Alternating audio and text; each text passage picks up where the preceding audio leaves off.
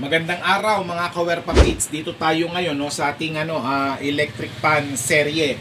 So dahil puro electric pan yung ginagawa natin ngayon no, at mainit ngayon. Okay, so ang problema ng electric pan na to, once na pinower on mo siya, ayan no, so umuugong lang siya. Pag pinaikot mo pa kaliwa or pa kanan, ayan no, umiikot siya pero mabagal. So yun yung aalamin natin kung ano yung kanyang sira, no? Pero basically at sa mabilisang pagto-troubleshoot, ang number one trouble nito is capacitor. So pwede nating try palitan capacitor. Kung may tester naman tayo, testerin natin yung yung capacitor niya. And then ang pinaka worst na sira nito is yung motor, no? Kasi swabe naman yung shafting and bushing nyo. Ayan, no? Makikita nyo naman, no? Okay, so sundan nyo lang ako, no? At gagawain natin to step by step. Papakita ko sa inyo, no?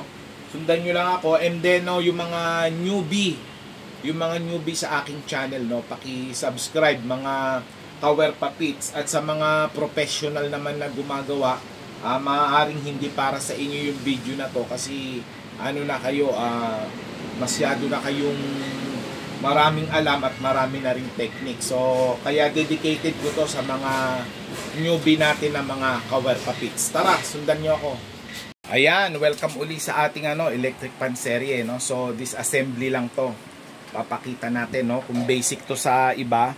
Syempre, sa mga iba nating ka-Werpapits, lalo na sa baguhan, hindi pa nila alam yan, no? And then, to, tatanggalin natin yung guard lock.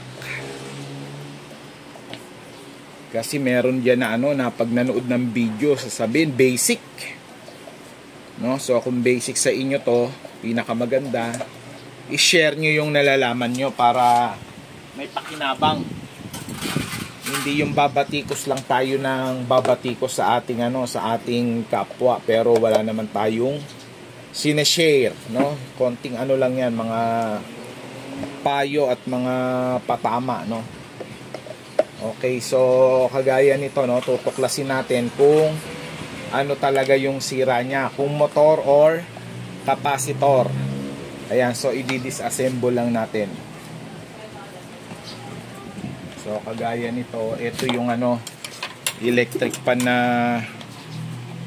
pag binuksan mo, kailangan dalawa yung panundot mo. May panundot ka rito and then may panundot ka rin sa ibabaw. Ayan. Ayan, para mo maiangat. So dalawa siya. Susundutin mo dito. Ayan. Okay, so likod wala namang tornilyo. And then eto sisilipin nyo rin, no, yung push knob nya, no, yung oscillating knob nya. Minsan may tornilyo yan sa loob, kaya pag hinila nyo, sasama yung gearbox assembly. So sa na to, pagkakataon wala naman tornilyo, kaya nakaasalpak lang yan. Ayan, so hugot natin. And then ayan, lilitaw na. Okay, so dito ayan, mukhang tinry na nila gawain, no? Pero magkaganon pa man, tatry din natin palitan yung natin, yung capacitor. So kasi yun naman yung suspect natin, capacitor at motor or motor, no? So kukuha tayo ng pamalit na na capacitor. 1.1.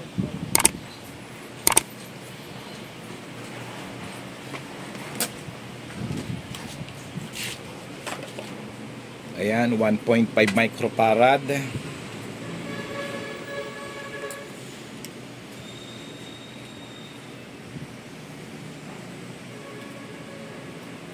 Okay, pag sinaksak natin yan at hindi pa rin gumana, ibig sabihin motor na. Ayan, set na natin sa kahit sa number 1. And then saksak.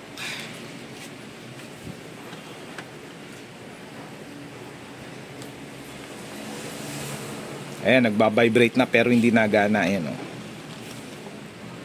ayun, so gumagana siya pa kaliwa.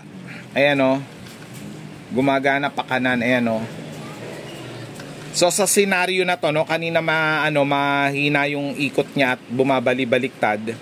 Ibig sabihin pati itong capacitor na to sira na yan. So mahina na rin, no.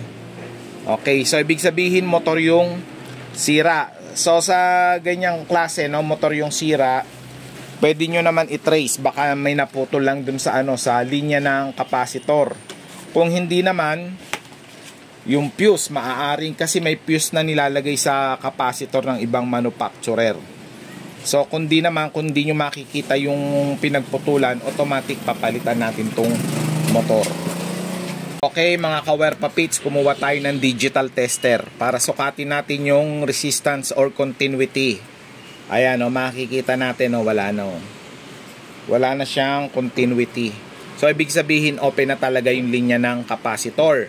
So pwede natin nga gawin, kagaya sabi ko kanina, i-trace natin, baka may naputol lang, pwede nating iduktong. Papakita ko lang din yung buong motor. Ayan, eto bagong rewind yan.